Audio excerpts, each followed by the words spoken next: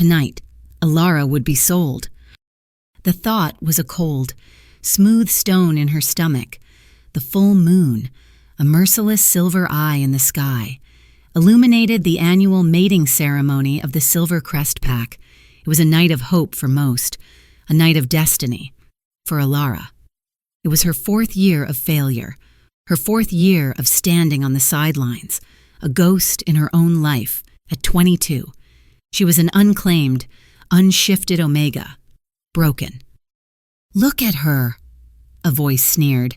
Sharp and cruel Morgana, her brother's mate, glided past, her crimson dress a slash of color in the sea of whites and silvers. Still waiting for a mate who doesn't exist? Pathetic. Elara flinched, pulling her thin shawl tighter around her shoulders. She kept her eyes fixed on the packed dirt of the ceremonial circle, her long platinum hair hiding her face. Don't look up. Don't react. Don't give them the satisfaction. It was a mantra she had lived by for 10 years.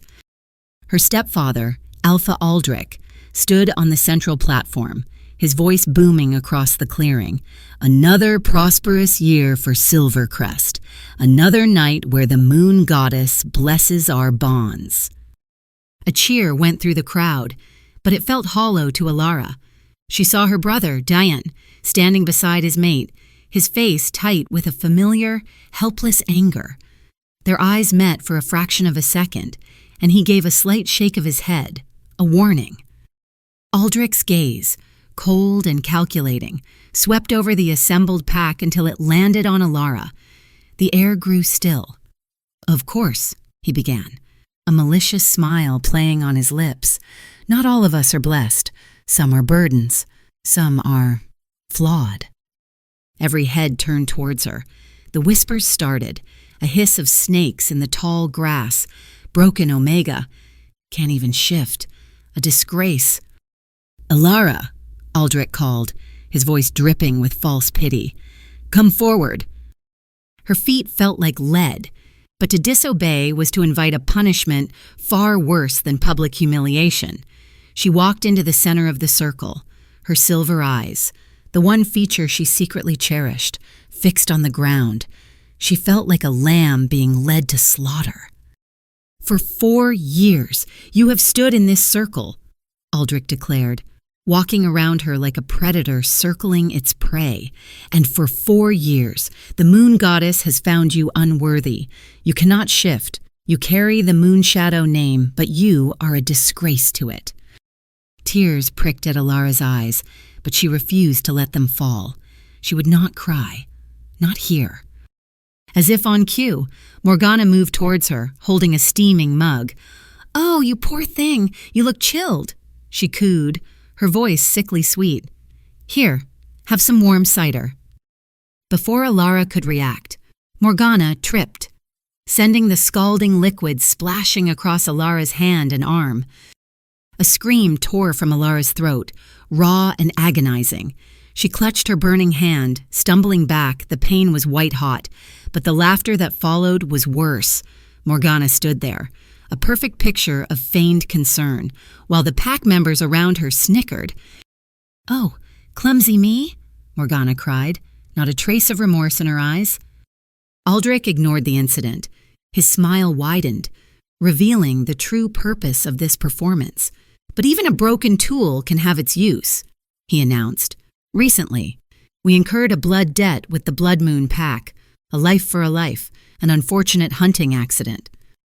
A collective gasp swept through the pack. Blood Moon. The name itself was a curse, a horror story told to frighten pups.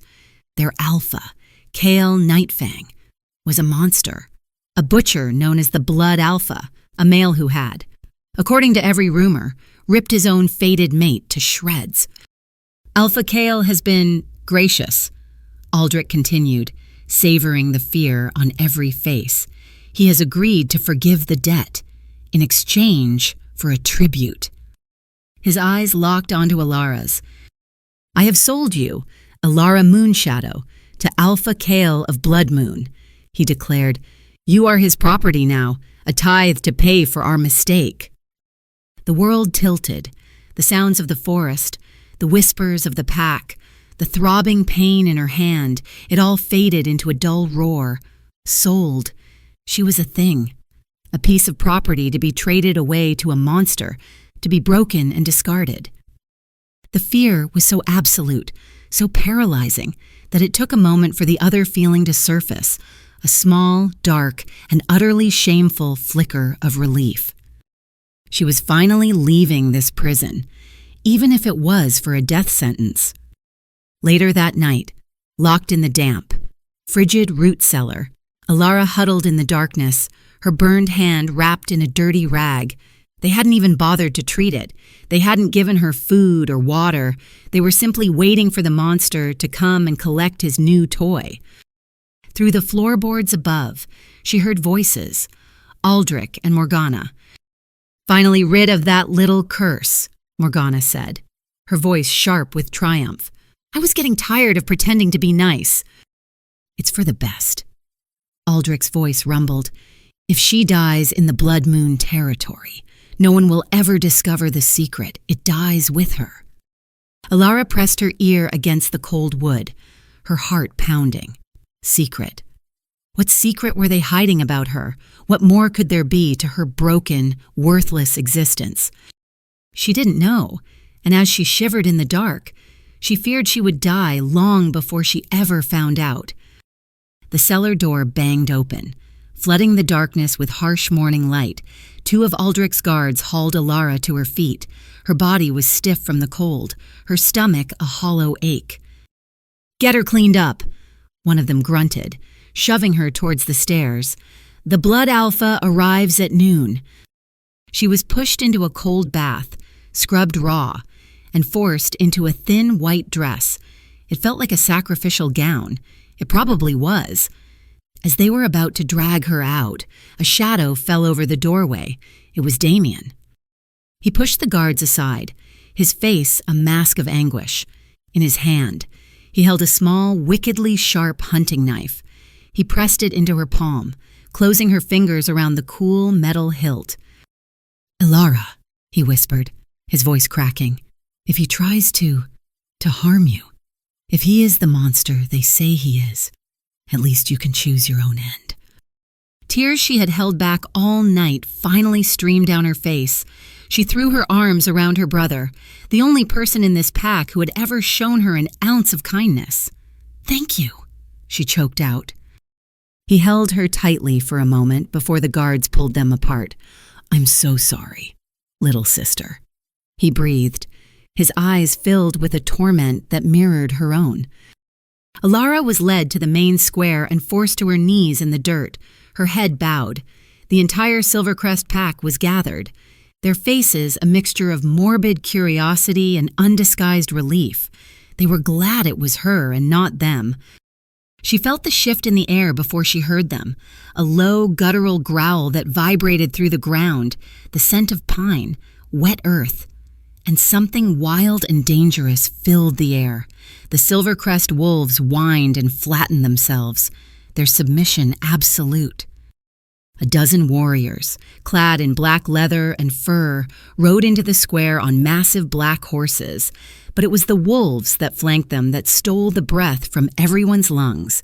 They were enormous, nearly the size of the horses, with fur as dark as midnight and eyes that glowed with feral intelligence.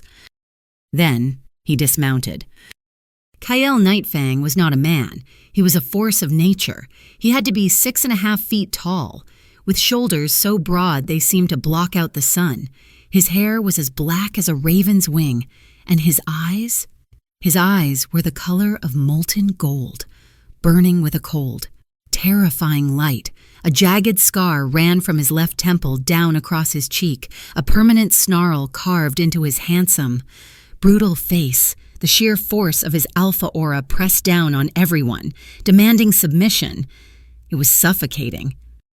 He ignored Aldrich, who was bowing and scraping like a pathetic cur.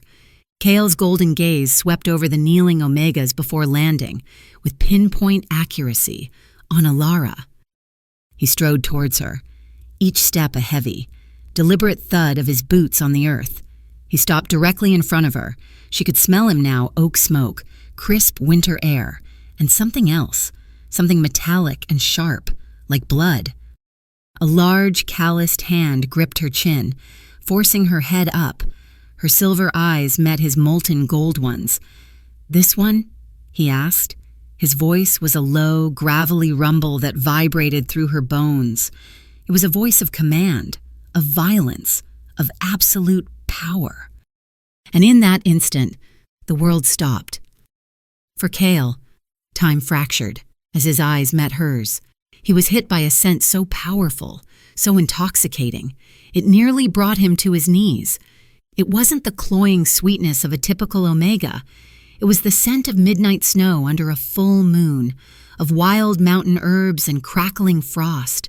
It was clean, powerful, and utterly unique. It was the scent from his dreams, the scent of his mate. "It can't be!" a voice screamed in his mind. "The prophecy! She's an omega, a broken one." He ruthlessly crushed the shock, his face remaining an unreadable mask of stone. He could not, would not, show any weakness, not after Liana. Aldrich scurried forward, eager to please. "Yes, Alpha Kael. This is the compensation. A useless little thing, as you can see, but her bloodline is pure." Crack. Kael didn't even seem to move. One moment Aldrich was talking, the next he was on the ground, a red handprint blooming on his cheek. "I do not need you to tell me the value of my property," Kael growled, his voice dropping to a lethal whisper. The air crackled with his fury. He remembered the dream from 3 months ago. A radiant, ethereal woman cloaked in moonlight had spoken to him. The one who will break the curse has eyes of silver and the scent of moon-kissed snow. Find her where she is most despised. He had dismissed it as a fever dream born of desperation. But when the offer of a broken omega from Silvercrest had come, a sliver of impossible hope had made him ride here himself. And here she was, eyes of silver, the scent of a snow-covered midnight. Kael turned his attention back to Elara, his expression hardening again. He had to test her. He had to be sure. He couldn't afford another mistake. A mistake like Liana had cost him his heart. Another one would cost his pack their souls. "Chain her," he commanded, his voice utterly devoid of emotion. "We ride for Blood Moon." One of his warriors produced a heavy silver chain with a collar. Elara gasped as the metal, anathema to werewolves, touched her skin. It burned like ice and fire at once. The chain was attached to the saddle of Kael's horse. She was to walk, like an animal, like a slave. As the Blood Moon procession began to move, Elara risked one last look back at the home that had never been a home. No one waved, no one cried. The pack watched in silence, their faces cold. Only Damien stood at the edge of the forest, his hand clenched into a fist, his eyes shining with unshed tears of rage and sorrow. Then he was gone, and Elara was alone, tethered to a monster, walking towards a place they called Hell. The journey was 2 days of relentless agony. The silver collar rubbed her neck raw, leaving an angry, weeping burn. Kael never spoke to her, never even looked at her. He rode his black stallion with a stoic grace, a dark king leading his procession. She was given no food, only allowed to cup her hands and drink from frigid streams when they stopped to rest the horses. The Blood Moon warriors treated her like she was invisible, or worse, like carrion. They spoke around her, their voices low and rough. "A broken omega. What's the Alpha gonna do with her?" one muttered. "Play with her for a while, I imagine." Another chuckled darkly. "Then break her for good." Only one warrior spoke directly to her. His name was Theron. He had fiery red hair and cold, calculating green eyes. He rode up beside her, a cruel smirk on his face. "Don't get your hopes up, little bitch," he sneered. "Our Alpha likes to torment his prey before the kill. Your death will be slow. He'll make sure of it." Elara just kept walking, one foot in front of the other. The small knife Damien had given her a cold weight hidden in the folds of her dress. They arrived at the Blood Moon territory as dusk was falling. It was as terrifying as the stories claimed. A massive, ancient stone castle perched atop a jagged mountain, surrounded by a forest so dark and dense it seemed to swallow the light. The air was heavy, charged with a raw, untamed power. As they passed through the village at the base of the castle, the people of Blood Moon emerged from their stone cottages to stare. They were hard-faced men and women, covered in scars. Their eyes held a predatory hunger that made Elara's skin crawl. Children, no older than 10, pointed at her and chanted in sing-song voices, "Alpha's food, Alpha's food." She was not led to a chamber in the castle. She was dragged down a flight of stone steps into the dungeons. A cell door creaked open, and she was shoved inside. The door slammed shut with a deafening clang. The cell was bare stone, cold and damp, with nothing but a pile of molding straw in the corner and a set of iron chains bolted to the wall. This was it. This was where she would die. Hours later, the lock scraped. Elara scrambled into the corner, clutching the hidden knife, her heart hammering against her ribs. Kael Nightfang filled the doorway. He stepped inside, closing the door behind him, plunging the cell into near darkness, save for the single torch he carried. He didn't speak. He just watched her, his golden eyes seeming to glow in the gloom. He slowly walked towards her and crouched down. Bringing himself to her level, the proximity was overwhelming. He was immense, a mountain of muscle and suppressed violence. Up close, his scent was even more potent, the sharp tang of pine and winter, a scent that should have terrified her, but for some reason made a long, dormant part of her soul stir. "Name?" he asked, his voice a quiet rumble. "Elara," she stammered. "Age?" 22. His gaze was intense, analytical, as if he were trying to see right through her skin. "Where is your wolf? Why do you not shift?" The question, so direct, so brutal, shattered her composure. A sob broke from her lips. I don't have one. I'm broken." He stared at her for a long moment, his expression unreadable. She braced herself for the blow, for the teeth and claws. Instead, he did something utterly baffling. He shrugged off his heavy, fur-lined cloak and draped it over her trembling shoulders. "Wear this, you're cold," he said simply. He then placed a wooden platter on the floor. On it was a piece of bread, some cheese, and a strip of dried meat. "Eat." Elara stared at the food, then back at him, bewildered. Was this a trick? Was it poisoned? He seemed to read her thoughts. A long, weary sigh escaped his lips. "I do not poison my food. If I wanted you dead, you would already be dead." Her voice was barely a whisper. Then, what are you going to do with me?" Kael looked directly into her eyes, and for a fleeting second, she saw something other than coldness there, a flicker of something. Pain, hope. It was gone before she could name it. "You will remain here," he stated, his voice flat and hard once more. "Obey me, and you will not be harmed. Try to run, and I will hunt you down and end you in front of my entire pack." He stood, turned, and left without another word, the heavy door locking behind him. Elara sat in the darkness, wrapped in the impossible warmth of his cloak, staring at the plate of food. Tears streamed down her face, tears of confusion, fear, and a terrifying, unfamiliar hope. Why hadn't he killed her? Why had he shown her this small, inexplicable kindness? She buried her face in the heavy fur of his cloak.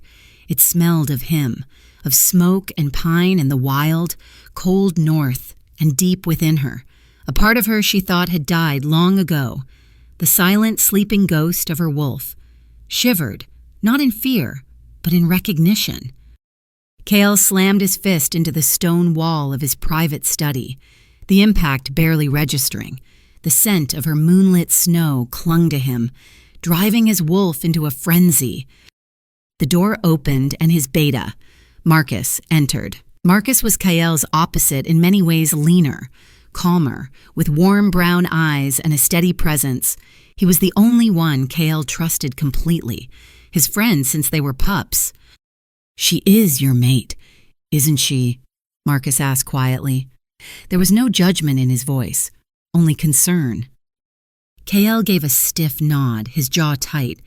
The scent doesn't lie, but she is weak, fragile. She claims to have no wolf. She cannot be the moon-blooded Alpha from the prophecy. "Then what will you do?" Marcus pressed gently. "If the goddess has truly bonded you to her—" "I need time," Kael growled, pacing the room. "I need to be certain. If she is the one who can break the curse, I will protect her with my life. If she is not, I will have to reject the bond. I will not make the same mistake I made with Liana." The name hung in the air between them. A poisonous ghost. He could still see Liana's face, beautiful and terrified. In his mind's eye, 5 years ago, she had been his world, his fated mate. He had cherished her, showered her with affection, believed their bond was sacred. But the first full moon after their mating, when the curse had taken him, had changed everything. She had seen the monster he became, and her love had curdled into terror. She conspired with a traitorous warrior, planning to poison Kael with a lethal dose of wolfsbane in his sleep, hoping to free herself. Kael had found out. The betrayal had ripped his soul apart in a blind rage, fueled by the curse and his own broken heart. He had killed the traitor, and then he had turned on her. He had ended her life in front of the entire pack, a bloody, horrific spectacle that had earned him the name Blood Alpha and cemented his pack's terrifying reputation. It had also frozen his heart solid. He had sworn he would never trust a mate again, never allow himself to be that vulnerable. Until now, until this small, silver-eyed Omega with the scent of destiny. Kael looked out the window at the moon, which was steadily growing fuller. 5 days. In 5 days, the curse would take him again. If Elara was not the key, this transformation might be the one from which his sanity never returned. The next morning, an older Omega woman with kind eyes and work-worn hands brought Elara a tray of warm porridge. Her name was Mira, the castle's head cook. "You poor child," Mira murmured, her voice full of a sympathy Elara hadn't heard in years. "To be mated to the worst of alphas. But listen to an old woman. Dear, Alpha Kael is not the monster they say. He's just deeply wounded." Elara, emboldened by the woman's kindness, dared to ask, "The curse, is it true?" Mira's face grew sad. "Aye, it is. Every full moon, every last one of us, from the alpha to the smallest pup, loses control. We become mindless beasts, driven only by the urge to kill. We have to lock ourselves in silver-lined cells to keep from slaughtering each other." She gestured upwards. "The alpha suffers the most. He chains himself in the deepest vault, laced with wolfsbane, to ensure he cannot break free. He bears the pain alone." The image of the powerful, terrifying alpha chaining himself up, willingly enduring agony to protect his people, was at odds with the monster of the stories. That afternoon, Kael's guards came for her again, but instead of returning her to the dungeon, they escorted her up countless flights of stairs to the Alpha's private chambers. The warriors in the halls whispered as she passed, "She's to be his personal toy now." Kael's rooms were vast and masculine, dominated by a huge bed carved from dark wood and a massive stone fireplace. But the opulent furniture was marred by deep claw marks. The stone walls were gouged and scarred. It was the room of a man at war with himself. Kael entered, his cloak still damp with what smelled disturbingly like fresh blood. He had been delivering justice to some unfortunate soul. Elara shrank back against the wall. "You will stay here from now on," he stated, his voice flat. "You are not to leave this room without my permission." Her voice trembled as she asked the question that had been tormenting her. "So, I am to serve you?" He looked at her, and for the first time, she saw genuine surprise in his golden eyes. A humorless, bitter laugh escaped his lips. "You think I brought you here to force you into my bed?" She couldn't answer, her throat tight with fear. He crossed the room in 2 strides. She flinched, but he only pointed to a long, cushioned sofa near the fireplace. "I sleep in the bed. You will sleep there. I will not touch you unless you come to me willingly." That night, Elara lay curled on the sofa, listening to the crackle of the fire. She couldn't sleep. Across the room, she could hear Kael tossing and turning in the massive bed, his breathing heavy and strained. In the dead of night, a strangled cry ripped through the silence. "Liana, no." He sat bolt upright, his body drenched in sweat, his eyes wide with the ghosts of his past.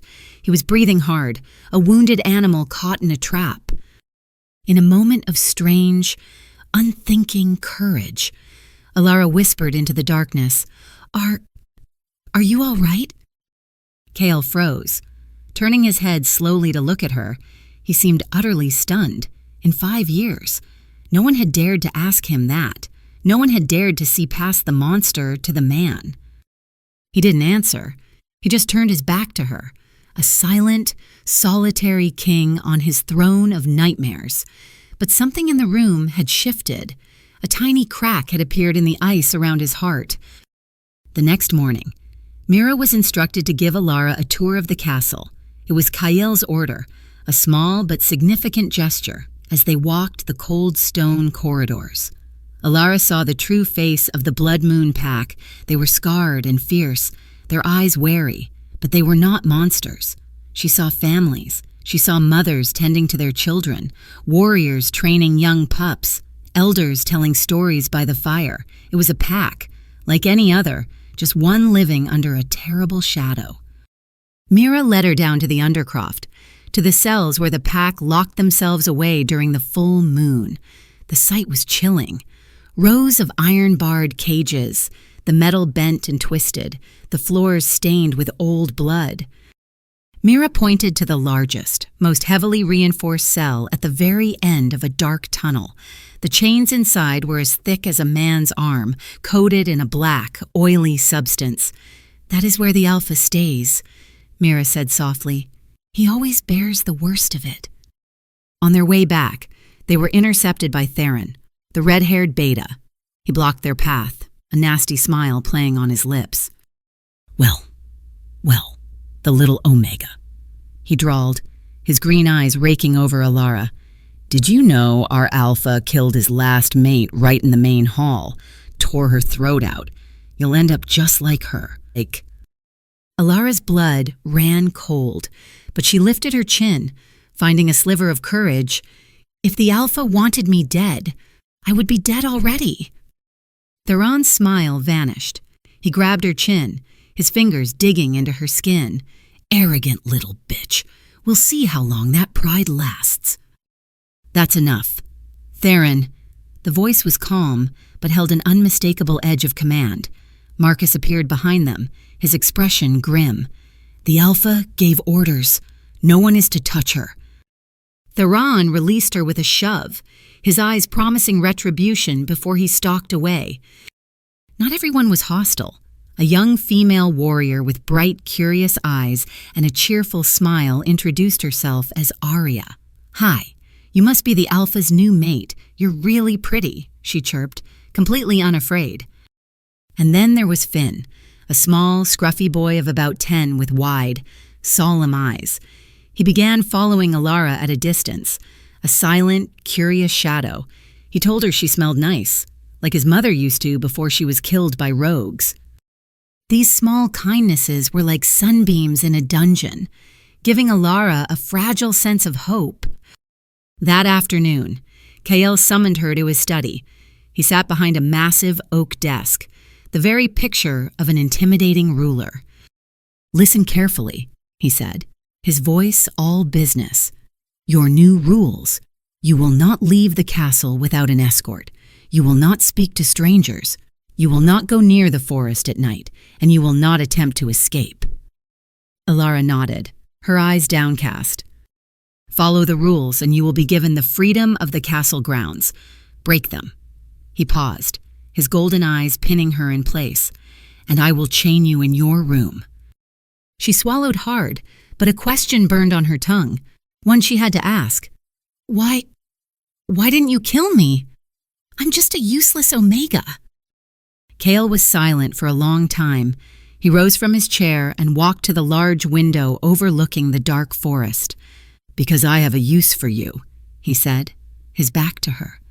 "All you need to know is that you will remain here until I say otherwise, or until you are dead." "So I'm your prisoner," she whispered. He turned, and his gaze was so intense it felt like a physical touch. "Call it what you will," he murmured, his voice a low caress that was more terrifying than any threat. "But you are mine." That night, Elara lay on the sofa, her mind racing. Kael was not the mindless beast of the stories. He was something far more complex, far more dangerous. He was a man drowning in a pain so deep he had built a fortress of ice and fury around himself. And across the room, Kael lay awake in his bed, staring at the ceiling. Her scent filled his chambers, a sweet, agonizing torment. His wolf clawed at the inside of his skull, howling. "Mine, mate, claim her." He clenched his fists, fighting the primal urge. "Not yet," he told his wolf. "I have to know what she is." The day of the full moon dawned with a palpable tension hanging over the castle. The air was thick with anxiety. Warriors sharpened silver blades, mothers secured the locks on the undercroft cells, and everyone moved with a grim, hurried purpose. Mira found Elara in the library, her face etched with worry. "Tonight is the night, child. It will be loud, frightening. You must stay locked in the Alpha's chambers. It's the safest place for you." "What about the Alpha?" Elara asked, a knot of dread tightening in her stomach. "Who protects him?" Mira's expression softened with sorrow. "No one. He locks himself in the deepest vault and endures it, alone." In his study, Kael gave his final orders to Marcus and Arya. "You will guard the door to the Omega's room. If I lose control, if I somehow break my chains, you are to kill me." "Alpha, we can't," Marcus began, his voice thick with emotion. "It is an order," Kael roared, his eyes flashing red. He would not allow himself to harm her. Not her. As dusk fell, and Kael prepared to descend to the vaults, a small figure blocked his path. It was Elara. "I want to go with you," she said, her voice shaking but resolute. Kael's control snapped. "Are you insane?" he snarled, his voice a low, dangerous growl. "I will kill you. I will tear you apart and not even remember it in the morning." "But I don't want you to be alone," she pleaded, her silver eyes wide with a sincerity that stunned him. I could stay outside the cell. I could sing to you." He stared at her, utterly baffled. "Why would you care?" I don't know," she admitted truthfully, "but no one should have to suffer like that alone." He should have refused. It was reckless. It was dangerous. It was madness. But the look in her eyes, the simple, selfless compassion, broke through a layer of his defenses he didn't know he still had. He agreed, but only on the condition that she be locked in a separate, secure observation room a safe distance from his cell. As the moon climbed to its zenith, the transformation began. It was a thing of pure horror. Elara watched through a small, barred window as Kael's body convulsed. Bones snapped and reformed with sickening cracks. His screams were not human. They were the sounds of a soul being ripped apart. The wolf that emerged was a monster. It was colossal, its fur the color of pitch, its eyes burning with crimson, mindless rage. The beast slammed against the iron bars of its cell, roaring in agony as the wolfsbane laced chains seared its flesh. It was a spectacle of pure, hellish torment. Tears streamed down Elara's face, her heart aching for him, frightened but determined. She began to sing. It was an old lullaby her mother used to sing to her, a song of moonlight and safety, the words bubbling up from a deep, forgotten part of her memory. Silver light on sleeping stone, little wolf, you're not alone. Close your eyes and fear no dark, for the moon has left her mark. Her voice, clear and sweet, echoed in the cold stone vault. Through the bars, the monstrous red eyes of the beast flickered, the frantic, violent thrashing lessened. The wolf was still a creature of rage, but the edge of its mindless frenzy seemed to soften. It sank to the floor of its cell, its massive head on its paws, a low, guttural growl rumbling in its chest, listening.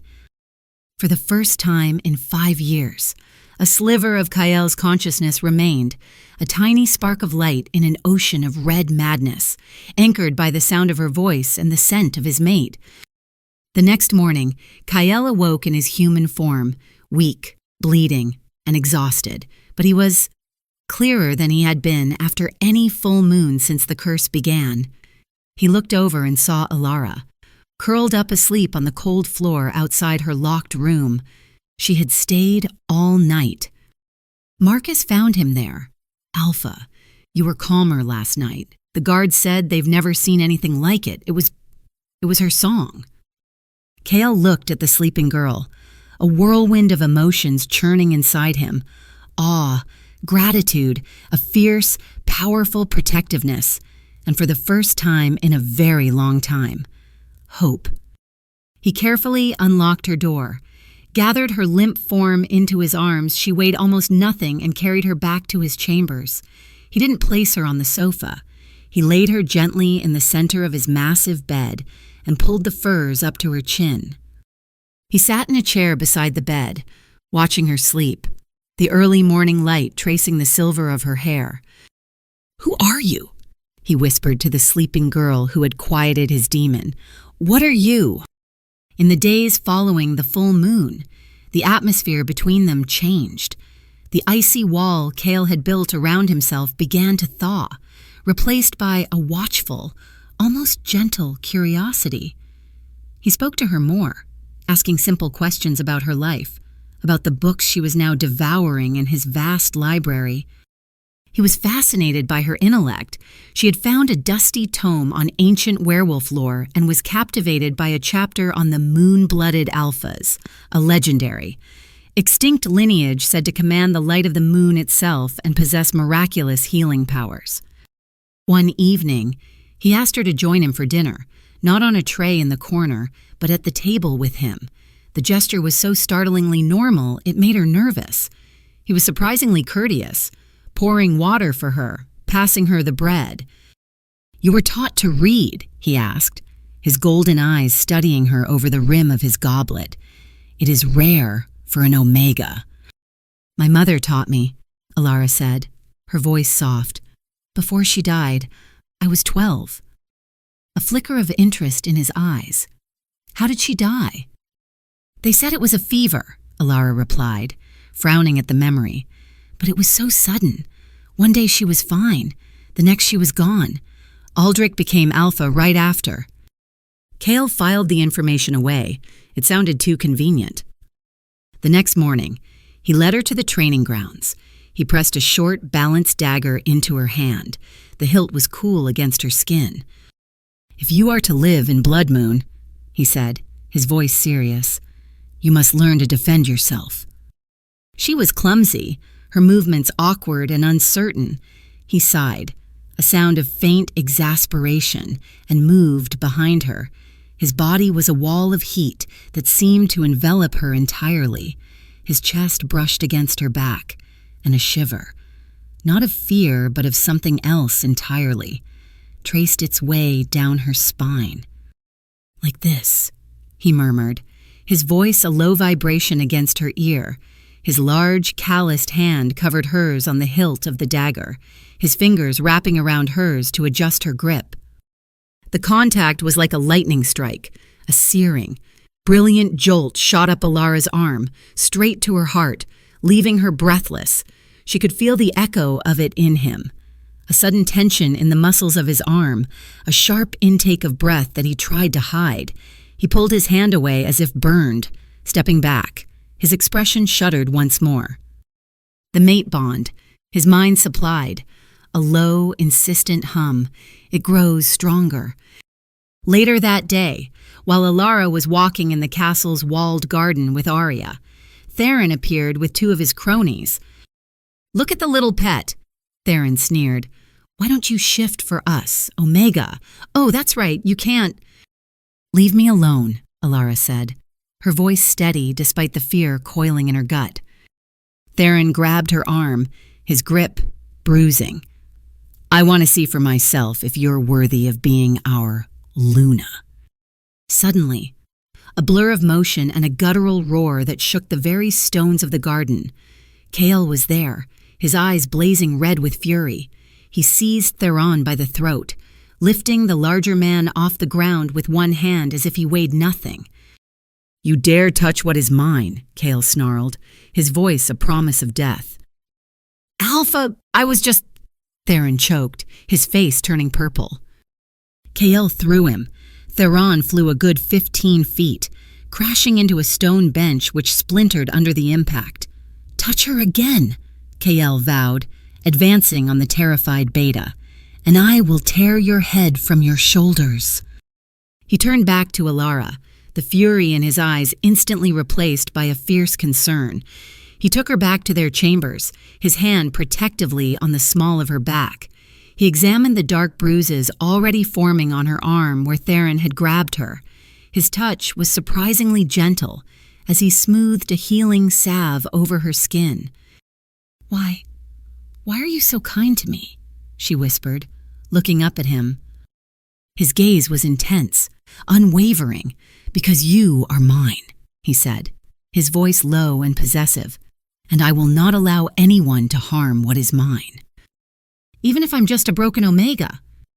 He reached out, his thumb gently stroking her cheek.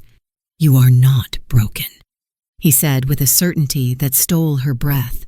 "There is a power inside you, hidden deep, and I will help you find it." That night, something unspoken passed between them. Elara didn't go to the sofa. Kael didn't tell her to. He took the sofa himself, his massive frame comically large for it. Elara lay in the huge bed, the sheet still faintly smelling of him. She couldn't sleep. Listening to his restless movements, after an hour, she slipped out of bed and padded over to him, gently pulling a fur blanket over his body. His eyes snapped open. He was instantly awake. "What are you doing?" "You're too tall for the sofa," she whispered. I don't mind sharing the bed." He sat up, the blanket pooling around his waist. He reached out, his fingers tracing the line of her jaw, his touch sending shivers through her. "You're not afraid of me anymore." "I'm still afraid," she admitted honestly, "but I trust you, too." "There are whispers," Marcus reported, his face grim, "of an ancient witch, Seraphine. She is said to be searching for a moon-blooded alpha." Kael felt a chill that had nothing to do with the cold draft in his study. "Go on."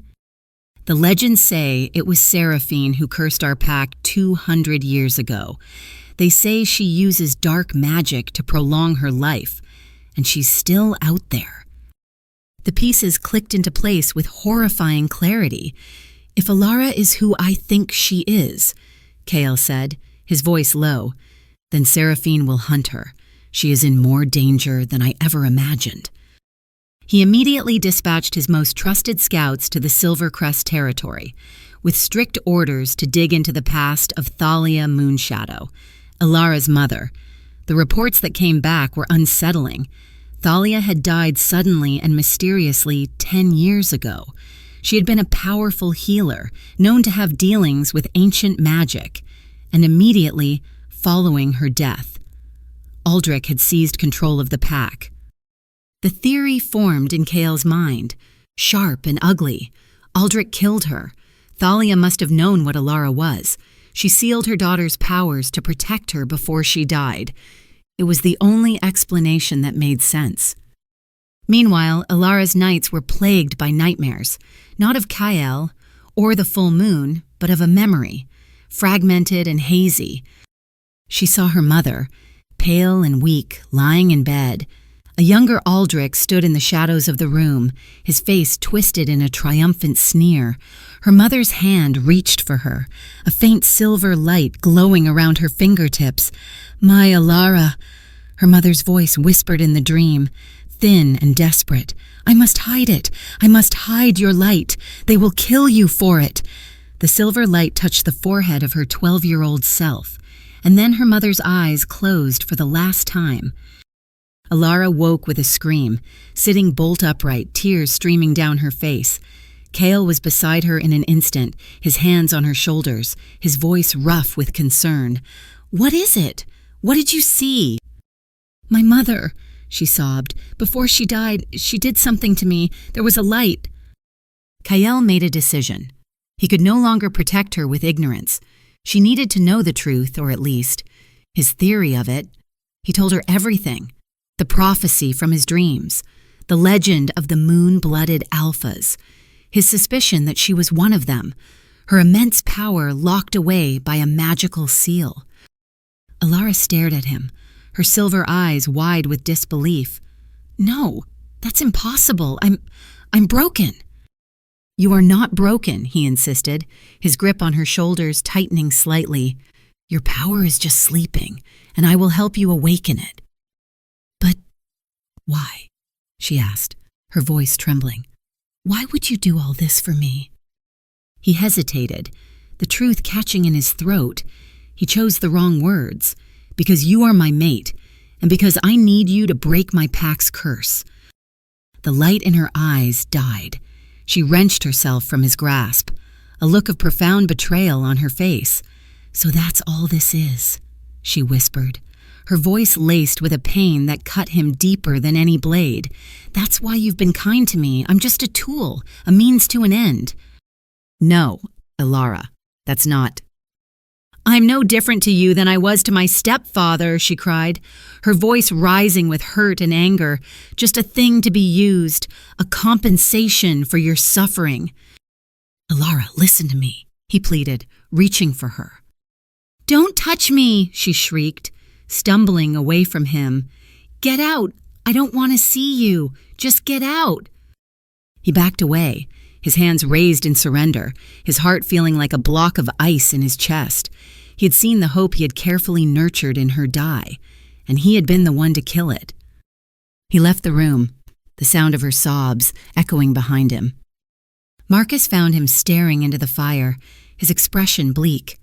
"You need to tell her the truth, Kael," his beta advised quietly. "Not just about the curse. You need to tell her that you've fallen in love with her." Kael closed his eyes. "Love," he said, the word tasting like ash in his mouth. "I no longer know what that is." Elara locked herself in the library, refusing to see Kael. She built a fortress of books around herself, searching frantically for anything about magical seals, ancient curses, anything that would make sense of the chaos in her heart. Arya tried to coax her out. "He's not as bad as you think, Elara," the young warrior said through the door. "He's just really bad at feelings." Even little Finn came by, pushing a plate of cakes under the door. "Please don't be sad." His small voice piped up. "The Alpha isn't eating either. He just sits and stares at your door." That night, Kael came himself. He didn't try the handle. He just spoke from the other side of the heavy oak door. "Elara, I am sorry. I should not have hidden the truth from you." Silence from within. "I admit," he continued, his voice low and strained. "At first, I sought you out because of the prophecy. But now I cannot imagine this castle without you in it. You have made me better." Inside, Elara slid down to the floor, pressing her back against the door, tears silently tracing paths down her cheeks. Suddenly, a war horn blared through the night. Shouts and the clang of steel erupted from the courtyard. The castle was under attack. Arya burst into the library. "Rogues, a surprise attack. We have to get you to the safe room." Mira led Elara deep into the castle's hidden passages, but as they reached the entrance to the safe room, shadows detached themselves from the walls. It was Theron, and he was not alone. "I'm afraid the little Luna has an appointment," Theron sneered, grabbing Elara. "Seraphine wants you alive, little Moonblood. She's very eager to meet you." The betrayal was a physical blow. Kael, fighting on the battlements, sensed it through the mate bond, a spike of pure terror from Elara. He roared her name and abandoned the fight. Transforming midair into his massive black wolf form, he tore through the castle, a force of pure primal fury, following her scent. He found Theron dragging a struggling Elara towards a postern gate with a snarl that promised a bloody death. Kael launched himself at the traitor. The fight was short and brutal. He ended it by clamping his powerful jaws around Theron's neck and ending his treachery forever. The rogue wolves, seeing their guide slain by the monstrous Alpha, broke and fled. Kael shifted back, his human form covered in blood and grime. He stood over Theron's body, his chest heaving. He turned to Elara, his golden eyes filled with a desperate relief. But his victory was short-lived. He swayed, a black-fletched arrow protruding from his shoulder, an arrow clearly tipped with wolfsbane. The poison acted fast. He collapsed, unconscious, at her feet. "Kael!" she screamed, rushing to his side. She tried to pull the arrow out, but it was lodged deep. His breathing was shallow, his skin deathly pale. "No, no, please," she sobbed, pressing her hands to the wound. "Don't die. Please don't leave me alone." As she pleaded, a strange warmth spread from her palms.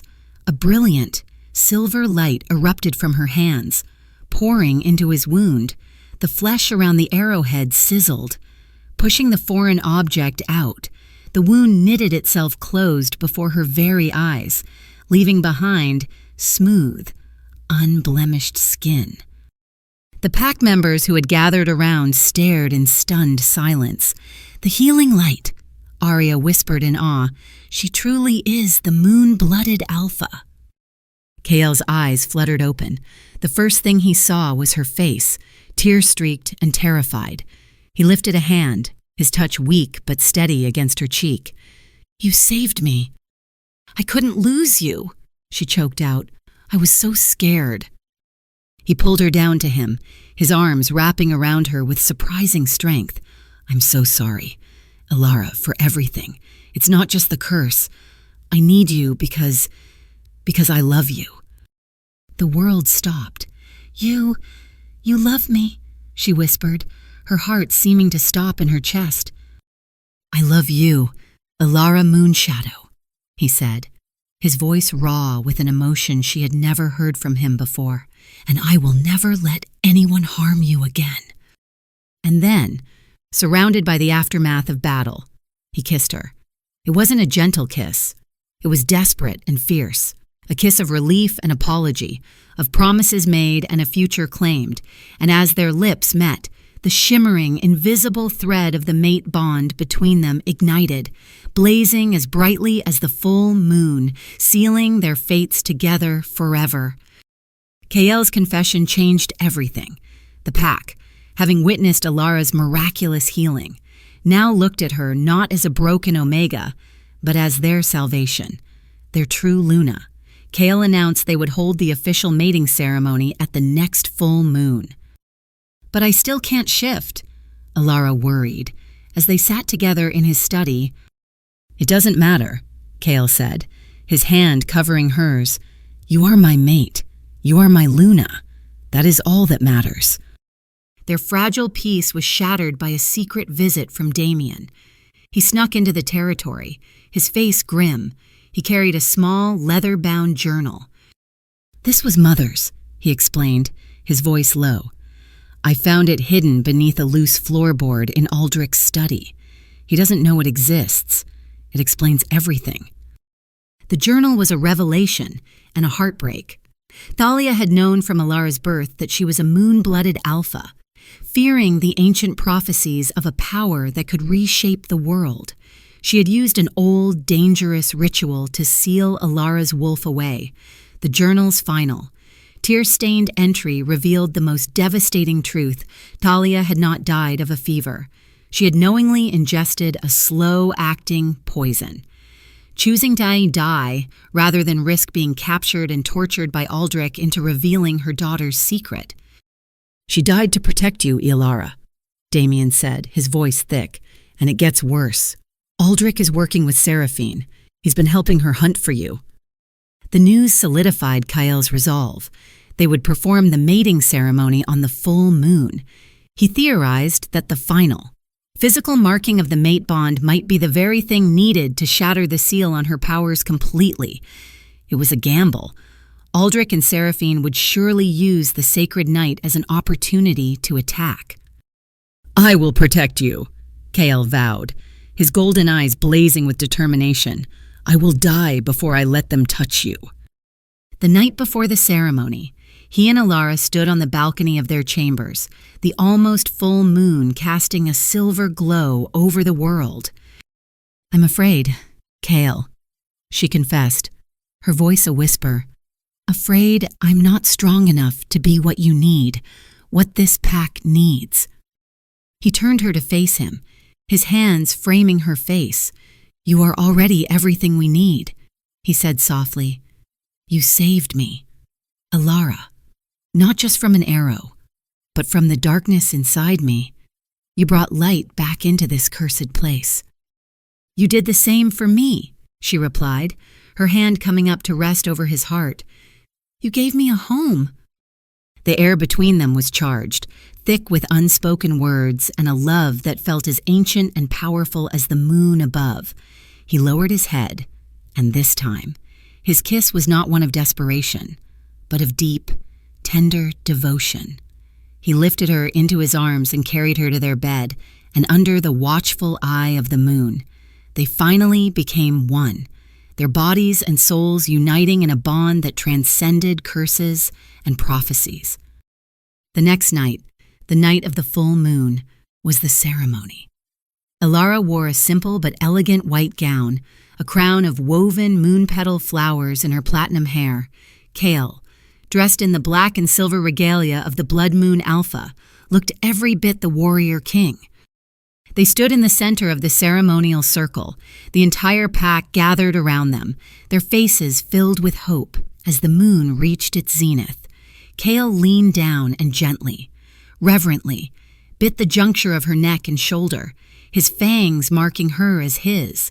As Luna of the blood moon, she, in turn, rose on her toes and marked him, sealing their bond for eternity. A wave of power, warm and golden, washed over them, but before they could revel in it, a vortex of black, swirling wind descended upon the clearing. From it stepped a woman. She was ancient, her skin like wrinkled parchment, but her eyes glowed with a malevolent purple light, and her long silver hair whipped around her as if alive. "The moon-blooded Alpha," Seraphine hissed, her voice like grinding stones. "At last, your power will be mine." From the shadows of the forest, an army of grotesque, twisted creatures and rogue wolves emerged. A battle cry erupted from the Blood Moon warriors as they charged to defend their Alpha and new Luna. Kael pushed Elara behind him, shifting into his wolf form to meet Seraphine, but the witch was powerful. She threw him back with a wave of dark energy, binding him in shadowy tendrils. She raised a hand, black energy crackling around her fingertips, preparing a killing blow. "No!" Elara screamed, a sound that came from the very core of her soul. And something inside her shattered. An explosion of pure, silver light erupted from her, so bright it forced everyone to shield their eyes. A wave of raw, untamed power pulsed outwards, and deep within her, the ghost of a wolf she never knew she had awoke with a roar. Her body contorted, not with the agonizing pain of Kael's transformation, but with a surge of radiant energy. When the light subsided, she was no longer standing there. In her place was a wolf. It was magnificent, larger than any other wolf in the clearing, with a coat of pure, shimmering silver and eyes that glowed with the calm, powerful light of the full moon. She was not a monster. She was majesty incarnate. The seal was broken. In her wolf form, the world was a symphony of sensation. Elara could feel the frantic heartbeat of every warrior, smell the acrid stench of dark magic, and see the threads of moonlight weaving through the trees. Power, ancient and immense, flowed through her veins. It was a part of her that had been missing her entire life. Her inner wolf let out a howl, not of rage, but of pure, unadulterated alpha authority. It was a command, a declaration. The rogue wolves in Seraphine's army faltered, whining and lowering themselves to the ground, their instincts screaming at them to submit to a power far greater than their own. Elara launched herself at Seraphine. She moved like a river of moonlight, too fast for the eye to follow. She tore through the witch's shadowy bonds, freeing Kael. The silver light radiating from her fur acted as a shield. Deflecting the bolts of black magic Seraphine threw at her. The ancient witch stared, her purple eyes wide with a mixture of fury and disbelief. Impossible. The seal should have held.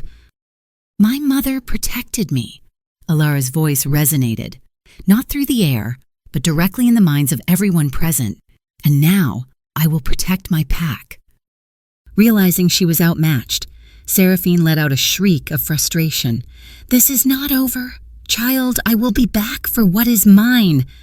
She dissolved into a cloud of black smoke and vanished, her army scattering into the night. The moment the witch was gone, the immense power receded. Elara shifted back to her human form, exhausted but exhilarated, collapsing into Kael's waiting arms. He held her tight, his voice thick with awe. "You did it! Elara, you're free!" All around them, the warriors of the Blood Moon Pack, from the mightiest to the smallest, dropped to one knee. Marcus's voice rang out, filled with reverence. "All hail Luna Elara, the moon-blooded Alpha, the breaker of curse." They celebrated their victory, but as the adrenaline faded, a chilling realization dawned on Kael. It was the full moon, yet he and his pack remained in control. The maddening rage had not taken them, but he could still feel the curse, a cold, dormant thing lurking beneath the surface. Elara's awakening had suppressed it for the night, but it was not gone. "The prophecy said you could break the curse," Kael explained to her later, his brow furrowed in thought. "It did not say how. Your power awakening was the first step. There must be another." That night, Elara pored over her mother's journal and the ancient werewolf tomes, tucked away in a final, coded entry in her mother's handwriting. She found it. To undo a curse born of shadow, the moonblood must travel to the ancient moon temple on the night of the blood eclipse. There, she must make an offering of blood and spirit to the goddess. Elara's own blood ran cold, an offering of spirit. Did that mean she had to die? Kael began a frantic search for information on the moon temple.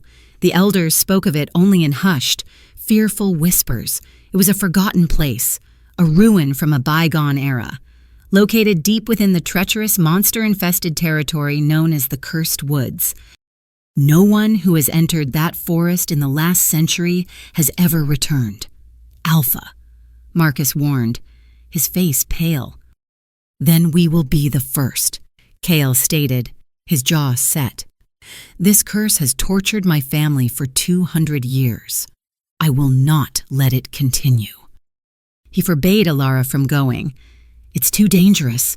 I will go. I will find another way."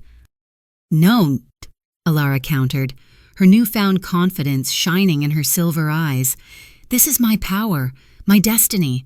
If a ritual must be performed, I must be the one to do it. We go together." Her resolve was absolute. He could not deny her. Their planning was interrupted by another urgent message from Damien. He had uncovered more of Aldrich's treachery. "Aldrich is Seraphine's son," the message read. "She planted him in Silvercrest years ago to find your mother. He's gathering his remaining forces. He's coming for you. Elara." The letter contained one more shocking piece of news. Morgana, Elara's cruel sister-in-law, had also been a pawn. Aldrich had used dark magic to enthrall her. Twisting her jealousy into a tool to torment and spy on Elara, Damien had found a way to break the spell. A few days later, Damien arrived at Blood Moon, bringing a shaken and deeply remorseful Morgana with him. She fell to her knees before Elara, sobbing. "I'm so sorry," she wept. He was in my head. He made me hate you. I never wanted to hurt you." Looking at the terrified woman, Elara saw not a monster, but another victim. "I forgive you," she said, her voice gentle but firm. "But you must help us defeat him." Kael assembled a small elite party for the journey himself, Elara, Marcus, and the fiercely loyal Arya. To everyone's surprise, little Finn stowed away in their supplies, insisting he had to come to protect the Luna. Amused and touched, Kael allowed him to stay. Before they departed, Kael clasped a silver pendant around Elara's neck. It was carved with the snarling wolf insignia of the Blood Moon Pack. "You are our leader now, Elara," he said softly. "Our hope." As they were about to ride out, Mira rushed forward, pressing a small cloth-wrapped bundle into Elara's hands. "Your mother left this for you," the old cook explained. "She hid it in the cellar of your old family home before Aldrich took over." Elara unwrapped it.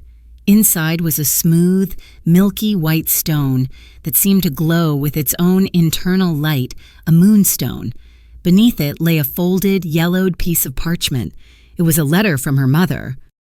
"My dearest Elara, if you are reading this, then I am gone, and your power has been found. Know this, my daughter, you are the last light of our line. Your power is not for destruction, but for healing. Do not be afraid of what you are. I am always with you." Elara clutched the letter and the stone, fresh tears falling for the mother she barely remembered, a woman who had sacrificed everything for her. Now, she understood why. The Cursed Woods lived up to their name. The air was unnaturally cold and silent. The trees were twisted, skeletal things, and a thick, cloying fog clung to the ground, muffling all sound. The forest played tricks on them, preying on their deepest fears. Malevolent spirits created vivid hallucinations. Kael was forced to fight an illusion of Liana, her specter accusing him of murder. Marcus saw visions of the pack being slaughtered, a failure of his duty as Beta. Arya was tormented by the ghosts of her parents, blaming her for their deaths in battle. Elara was confronted by the most painful vision of all her mother, Thalia, her face filled with disappointment. "You were the reason I had to die." The illusion whispered, "My death is on your hands." The pain was immense, but Elara found a new strength within her. "No," she said, her voice ringing with power. "My mother loved me. She sacrificed herself for me, and I will not let you use her memory to weaken me." She unleashed a wave of pure moonlight from her body, the silver energy vaporizing the illusions and clearing the fog. They finally reached a clearing. Before them stood the ruins of the Moon Temple, and guarding it was a monstrous creature. It was a spectral wolf, twice the size of Kael's wolf form, its body semi-translucent, its eyes burning with ancient power. "Who dares trespass upon this sacred ground?" Its voice echoed in their minds. Elara stepped forward, her head held high. "I am Elara Moonshadow, a moon-blooded alpha. I have come to break a curse." The spectral wolf's eyes widened. "Moonblood. After 200 years, the line has returned." It lowered its massive head. "To enter the temple, you must pass the trial. You must defeat me in combat." "I will fight in her place," Kael immediately declared, stepping in front of her. "No," The guardian stated. "The trial is for the Moonblood alone."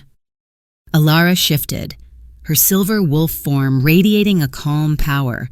She faced the guardian. The battle was fierce. The ancient spirit was impossibly strong, its ghostly claws passing harmlessly through her defenses. But Elara did not fight to kill. Instead of meeting force with force, she focused her energy, channeling her healing light. She found the source of the guardian's pain, old, festering wounds in its spiritual form. Inflicted 2 centuries ago when the temple fell, she poured her light into them. The great wolf staggered back, stunned. "You heal me, why?" "Because my purpose is to mend what is broken, not to cause more pain," Elara replied. The spectral guardian bowed its head, its form solidifying. "You are worthy. You are a true Alpha of the moon. The gate is yours." The massive stone doors of the temple groaned open, revealing a soft, welcoming light within. Kael took her hand, his human one in her paw. "Whatever happens in there, I am with you," he vowed. "I know," she thought back, her heart swelling with love for him, "and that is why I am no longer afraid." Inside, the moon temple was breathtaking. It was carved from glowing white stone, the ceiling open to the sky, allowing a perfect column of moonlight to illuminate a circular altar in the center of the room. The walls were covered in carvings depicting the history of her ancestors. A shimmering figure materialized from the moonlight. It was a woman of ethereal beauty, radiating wisdom and power.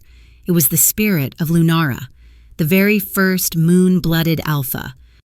"Welcome, last daughter of my line." Lunara's voice was like wind chimes. "You have finally come home." Lunara revealed the full story of the curse.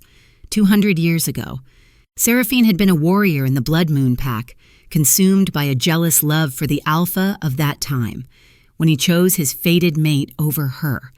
She turned to dark magic, murdered her rival, and laid the curse upon the entire pack, twisting their bond with the moon into a source of agony. She designed the curse so it could only be broken by the ultimate sacrifice of a moon-blooded alpha, believing the line to be extinct and the curse therefore permanent. But Seraphine's dark magic twisted the wording. Lunara explained, "The curse does not demand your death.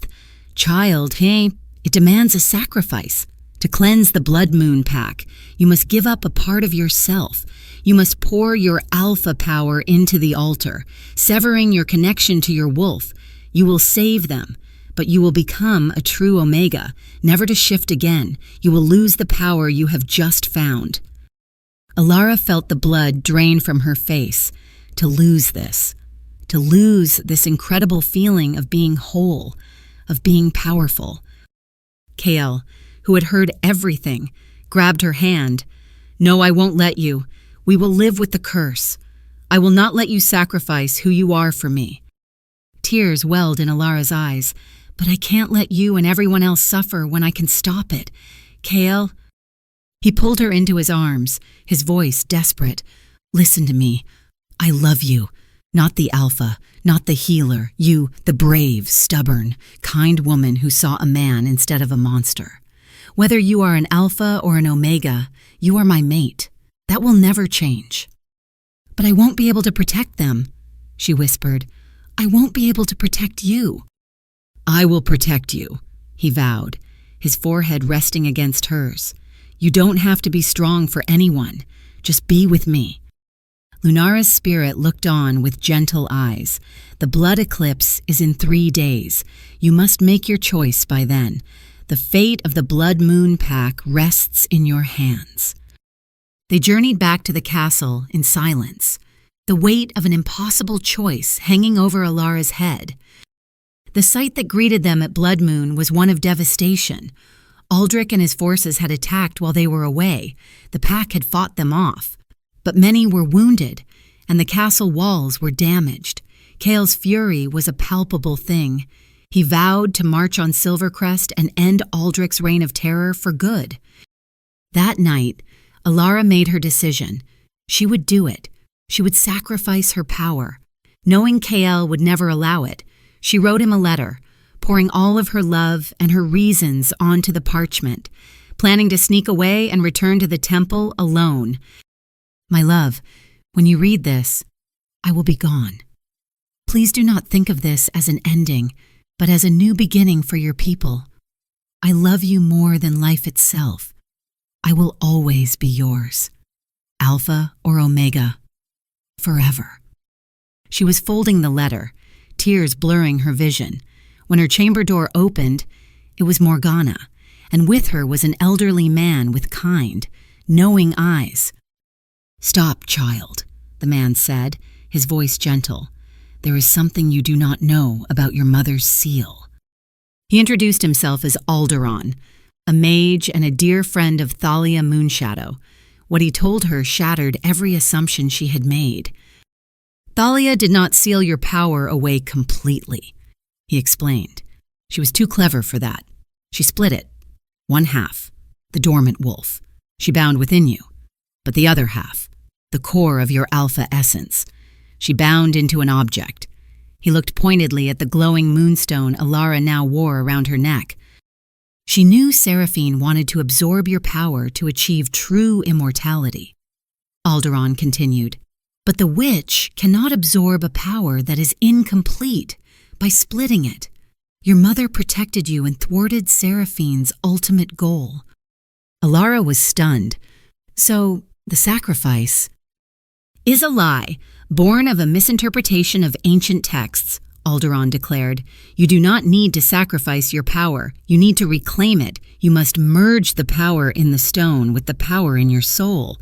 Only with your power fully restored can you permanently destroy the curse." "But there is a condition," he warned, his expression grave. "To merge the two halves, you must face and conquer your deepest fear. The magic is tied to your spirit. Your fear of being abandoned, of being worthless. The very wounds Aldrich inflicted upon you are the final barrier." Just then, Kael entered the room. He had heard everything. His face was a thunderous mask of fury and overwhelming relief. He stormed over, snatching the farewell letter from her desk. "You were going to leave me," he demanded, his voice a low growl, though his eyes were filled with pain, not anger. "You were going to do this alone." "I'm sorry," she whispered, fresh tears falling. "I only wanted—" He silenced her with a kiss, fierce and possessive. "I know," he said against her lips, "but I told you. We face everything. Together." He turned to Alderon. "Let's begin this ritual. Let's make my mate whole." Alderon began to draw a complex rune on the floor, but as he chanted the ancient words, the war horn blew again, a full-scale invasion. From the battlements, they saw him, Aldrich, at the head of a massive army of rogues, his face contorted in a greedy snarl. "Give me the stone, you bitch," he screamed, his voice magically amplified to carry across the battlefield. "It is my birthright." The final battle had begun.